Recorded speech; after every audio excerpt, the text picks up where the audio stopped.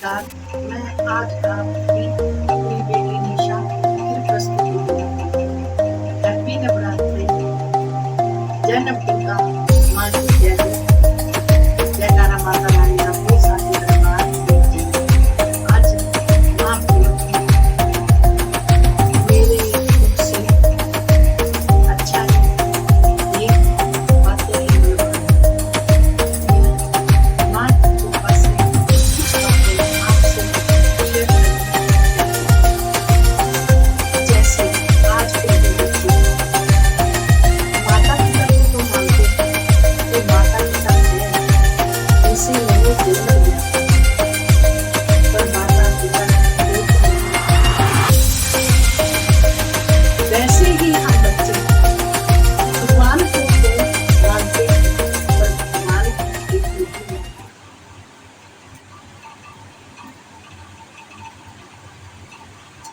हमने अपने धर्म को बदल के रख दिया है।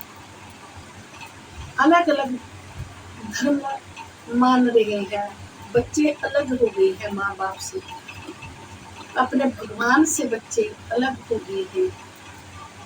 अलग अलग, कोई भगवान एक है, अनेक नहीं है। भगवान एक है। जैसे हर बच्चे के माता पिता एक ही होते हैं, वैसे भगवान भी हम सबके एक ही हैं। हम सब उनकी संतान हैं। जैसे कि आजकल नवरात्रि चले हुए हैं, मेरी नवदुर्गा माँ हर घर में विराजमान है। फिर हम अपनी महामाई को मानते हैं, तो फिर कुछ लोग माँ भगवती पार्वती माँ का रूप काली दुर्गा माँ से क्यों घबराते हैं? क्यों बच्चे घबराते हैं? माँ दुर्गा अपने बच्चों का कुछ नहीं बिगाड़ती। माँ तो माँ होती है ना। माँ के दिल के समान किसी का भी दिल नहीं होता।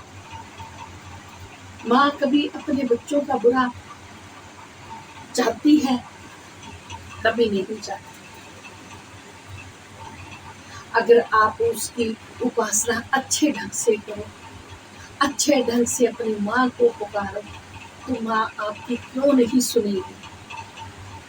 माँ तो माँ है ना। वह दुष्टों का संहार करती है, अपने बच्चों का संहार नहीं करती है। कुछ लोग बोलते हैं कि ये शिव की उपासना करते हैं, कुछ लोग बोलते हैं ये कृष्ण भगवान की उपासना करते हैं, कुछ लोग बोलते हैं ये भगवती माँ दुर्गा काली की उपासना करते हैं। तो फिर डरते क्यों हैं? मैं आज दिन तक ये समझ नहीं पाई, जब तक मैंने इस जिंदगी में अपने जन्म लिया है और मैं अपने होशो-हवास में आई हूँ, तब से मुझे ये बात समझ में नहीं आई कि एक तरफ तो आप भगवान को मानते हैं, पर भगवान की एक नहीं मानते हैं।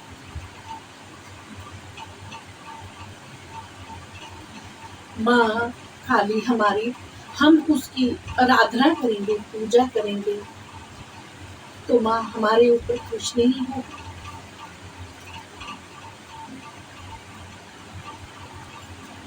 इसी बात पर मैं आपसे एक कहानी शेयर करना चाहती हूँ। इस नवरात्रि के ऊपर अपनी माँ दुर्गा की कहानी, चामुंडा माँ की कहानी मैं आपसे शेयर करना चाहती हूँ। अगर मुझसे कोई भूल हो जाएगी, कोई चूक हो जाएगी माँ के प्रति, तो मैं माँ से भी माफी चाहती हूँ और आपसे भी माफी चाहती हूँ। मेरी एक छोटी सी रिक्वेस्ट है, वो आप जरा सुन लेना। मेरी माँ के ऊपर से अपना विश्वास कम मत करना। मेरी माँ सीता माँ पार्वती के हर रूप है ये नवदुर्गा माँ के। मेरी माँ सती हो गई थी, उसके ये सब रूप है। इस पर से कभी भी विश्वास मत मेरे बहन भाइयों उठाना। मेरी जिस वक्त राम लक्ष्मण और सीता माँ वनवास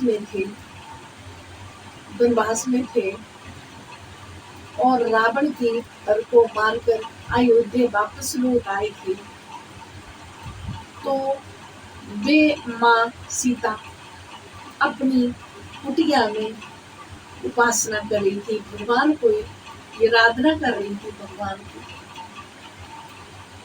तो राम लक्ष्मण ने सोचा कि क्यों ना आज हम अपनी माँ से मिले।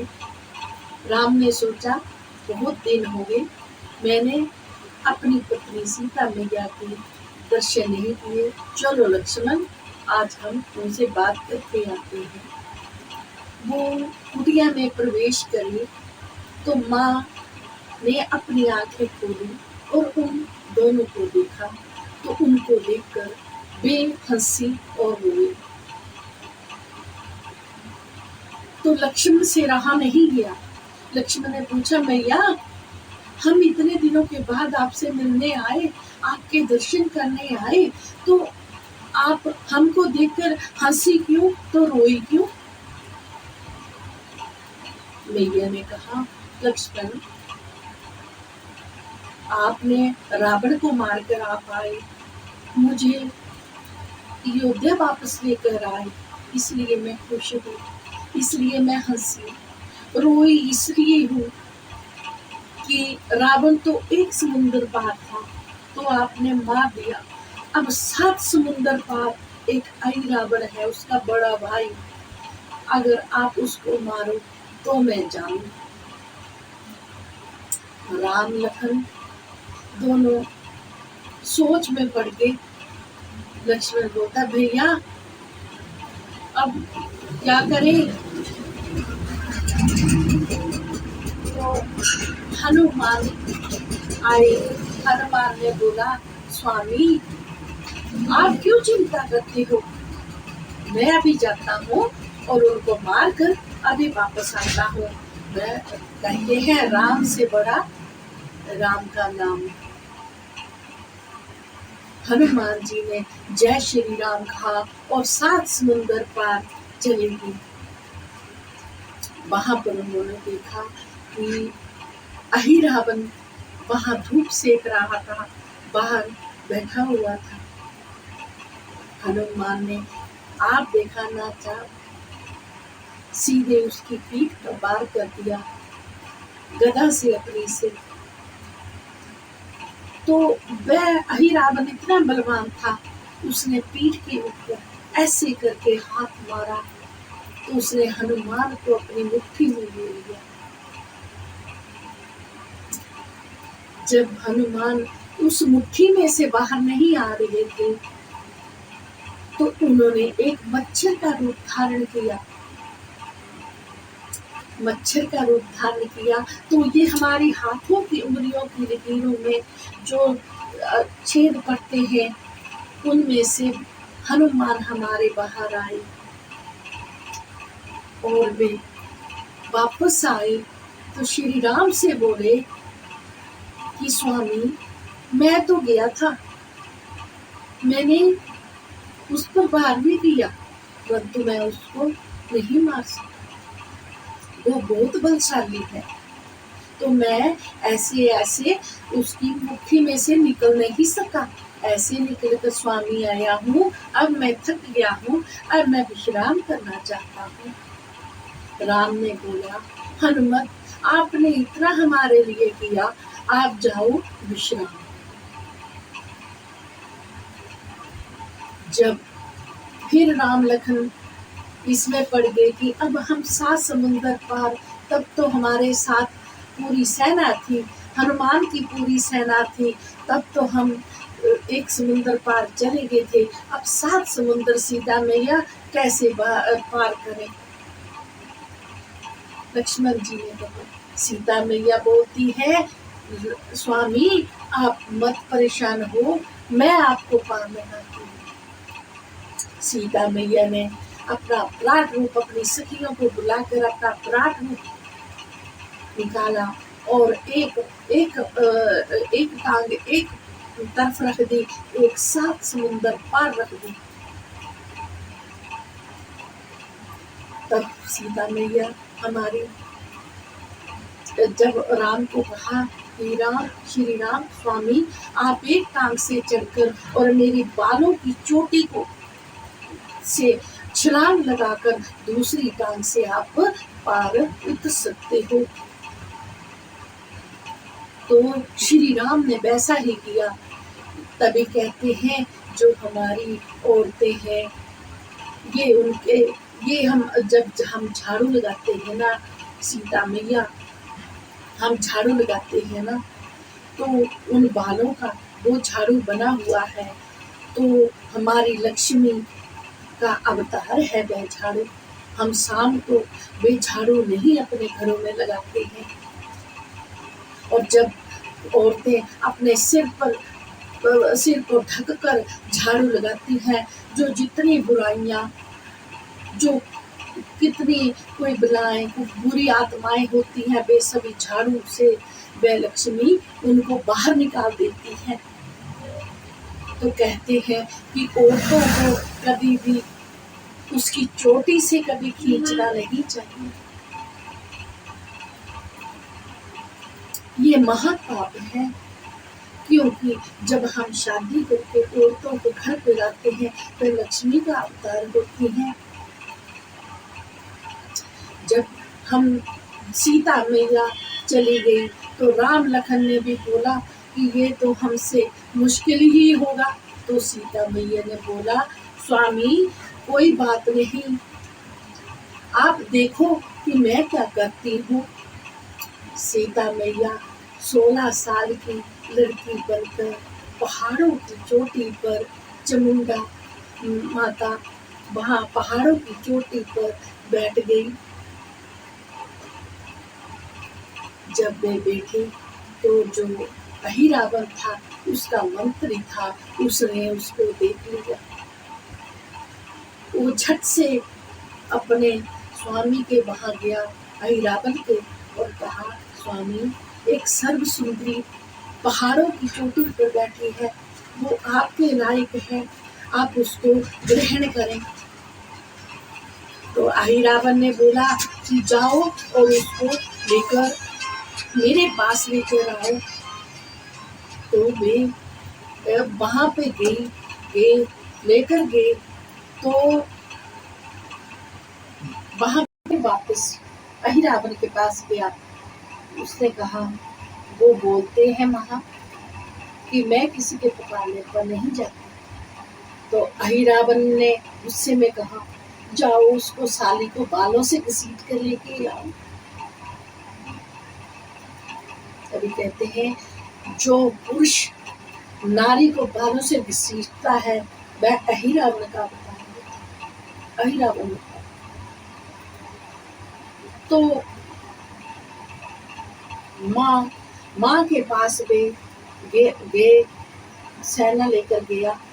तो माँ ने एक नजर से गुस्से में जो देखा,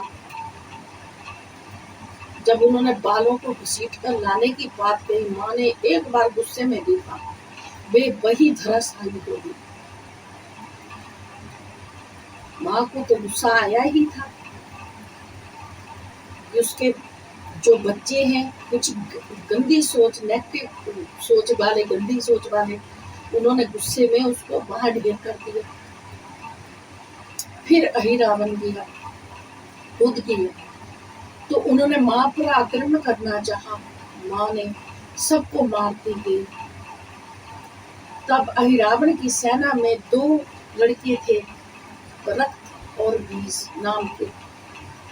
माँ उनको मारने की जैसे ही कोशिश करती तो उनका खून, जो जितनी बूंदे खून की नीचे गिरती उतने ही राक्षस को तैयार हो जाते थे। तो माँ ये सोच नहीं पा रही थी कि ये क्या हो रहा है। मैं जितना इनको मारने की कोशिश कर रही हूँ तो राक्षस को तैयार हो रहे हैं। तब माँ ने सभी सखियों को, अपनी बहनों को बुलाया और माँ चंडी का रूप काली का धारा। तब माँ उनको काटती गई, मारती गई और उसका उनका खून जो था वह कटोरे में डालकर गट करके पीती गई और एक भी बूंद नीचे नहीं गिराती थी। इसी तरह रक्त बीज भी और अहिरावण मारे गए।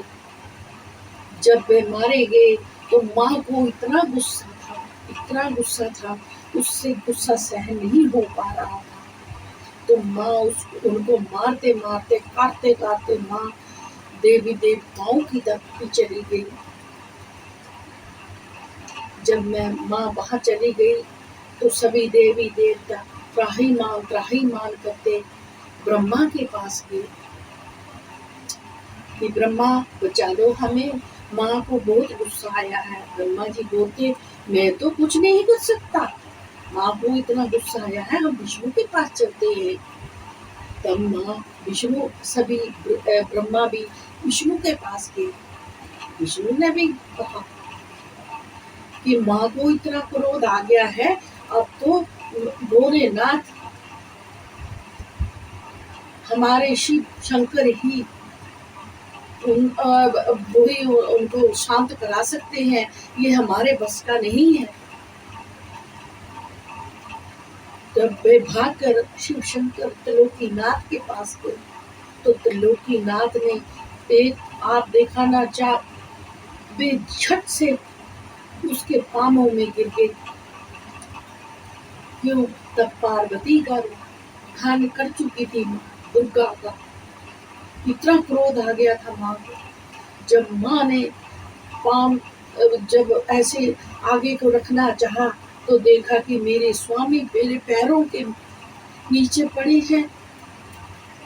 वह एकदम शांत हो गई और उसने जीभ निकाल ली कि ये तो मेरे स्वामी हैं, मैं क्या करने जा रही थी। तब माँ का गुस्सा शांत हुआ था।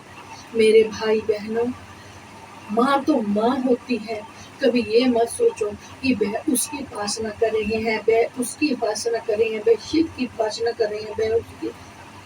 ये हमारे आदि देव हैं, ये हमारे पूजनीय हैं, हम इनकी पूजा करते हैं। इन्होंने हमें जन्म दिया है, हमारा कर्म दिया है, हम उनकी वजह से ही यहाँ पे आए हैं। अगर हम उनको 5 मिनट याद नहीं कर सकते तो धिक्कार है हमारे जन्म, मनुष्य जन्म पर। हम इस मनुष्य जोनी में क्यों आए हैं, क्या करने आए हैं, जब अपने हम माता पिता अपने इष्ट को 5 मिनट नहीं दे सकते हैं। अगर मुझसे कोई भूल चूक हो गई हो तो मैं अपनी माँ, अपनी महामाई और अपने इष्ट मैं शिव शंकर भोले भैया को मानती हूँ। मैं उनसे क्षमा याचना करती हूँ और आपसे भी। मैं आपकी अपनी बेटी निशा, अगर मुझसे भूल हो गई हो, कुछ कोई त्रुटि रह गई हो बोलने में, तो मैं आपसे सॉरी मांगती हूँ, माफी मांगती हूँ। तो मुझे अपनी छोटा समझकर, अनजान समझकर मुझे माफ कर देना। धन्यवाद।